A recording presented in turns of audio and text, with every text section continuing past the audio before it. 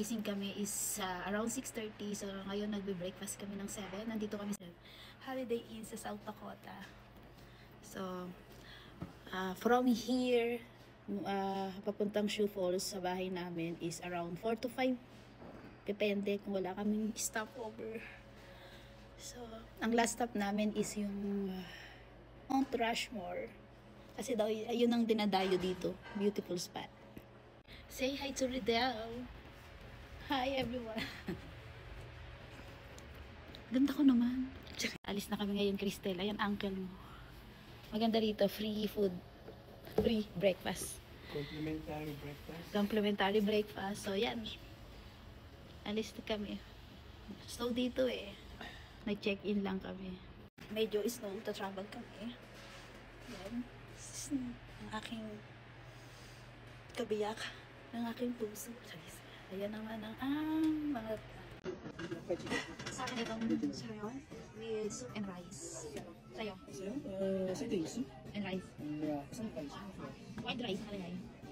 Is this white rice? Okay. Okay. Yung top soup. Yeah.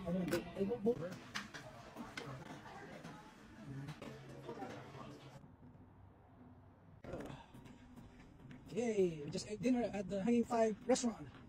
There she is, the star of the day. Careful, it's ice. We're here in Montana.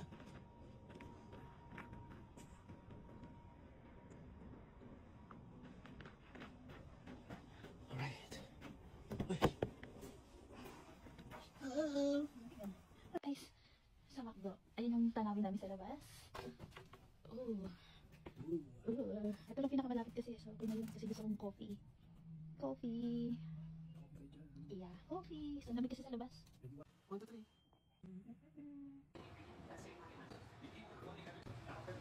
Check-in muna kami.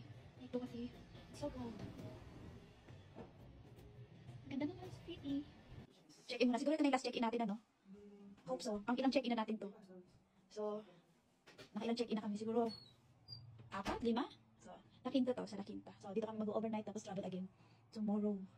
Usually, ganito lang namin yung nirerent namin every stop namin sa gabi. Ganito lang. Ganito kasimple lang na hotel or lodge. Lodging, yan, ganyan lang. Yun na yan kasi para makapag-relax at pahinga kami. So, una kasi, hindi ko na mabilang. Basta in every stop kasi, lalo na paggabi, nag-isag kami to rest. So, tomorrow, isa pa raw, isang stop pa raw, tapos pa South Dakota na. Entrance. Kaya yan. Hindi siya kagaya ng mga ano namin sa hotel sa Philippines kasi ito maliit lang. Pang ano lang talaga, mabilis ang overnight. Pero pwede na, at least malinis, diba? So yan, magdi-dinner muna kami sa labas, guys. Pagod na kami. Okay, last stop namin is sa Holiday Inn. Yan, dito kami sa Holiday Inn. 4 hours for South Dakota kaso gabi na. So, check-in muna kami dito sa Holiday Inn. For 1 night lang. Then, alis na kami dito ng morning. So, let's try this.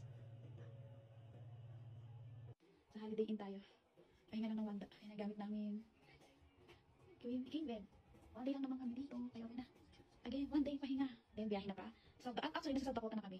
Kaso, from Sioux Falls, from here, 4 hours pa. So, pahinga muna. Last stop na to.